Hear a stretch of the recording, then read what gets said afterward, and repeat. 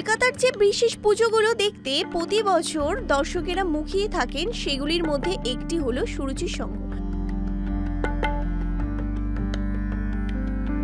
প্রতি বছরেই যাদের মাতৃবন্দনার বিশেষ বার্তা রাখা থাকে সমাজের উদ্দেশ্যে, এই বছরও সেই ধারা বজায় রেখেছে সুরুচির সংঘ। এই বছর তাদের দেবী আরাধনা থিমের নাম রাখা হয়েছে আহুতি,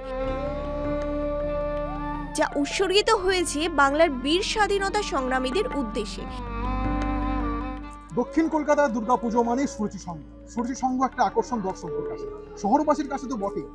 এবছরে 2025-এর সুরুচি সংঘের থিম অনুশীলন সমিতি। অনুশীলন সমিতি সেই স্বাধীনতা সংগ্রামীদের একটা 1902 সালে যে অনুশীলন সমিতি গঠন করা হয়েছিল, যে স্বাধীনতা সংগ্রামীদের লড়াই ব্রিটিশদের কাছ থেকে স্বাধীন হয়েছিল আমাদের ভারতবর্ষ, তারই সেই ভাবনাকে তুলে ধরা হয়েছে এই সুরুচি সংঘের এবছরের থিমে।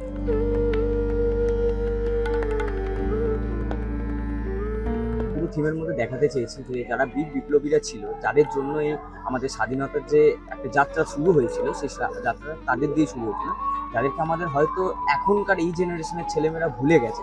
তো সেটাকেই যাতে আমরা যাতে রিক্রিয়েট করতে পারি আর তাদেরকে যাতে মনে করাতে পারি জিনিসটা, যে তাদের জন্যই আমরা কিন্তু আজকে স্বাধীন। তো এই জিনিসটাকে আমরা কেন্দ্র করে আজকের এই থিমটা আমরা প্রস্তুত করেছি।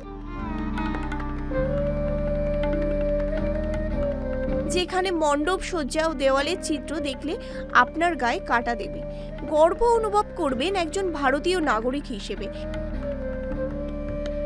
তাই এই বীর বীরাঙ্গনার বীর কাহিনী নিজের চোখে একবার দেখে আসতে অবশ্যই ঘুরে আসুন সুরুচি সংঘ থেকে,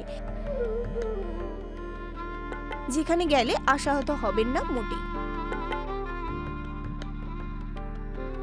এই প্রজন্মের তরুণ প্রজন্মরা ভুলতে বসেছে স্বাধীনতা সংগ্রামীদের লড়াই, স্বাধীন সংগ্রামীরা কিভাবে ভারতবর্ষকে স্বাধীন করেছিল ইংরেজদের কাছ থেকে, সেই ভাবনাকে তুলে ধরা হয়েছিল অনুশীলন সমিতির মাধ্যমে দিয়ে।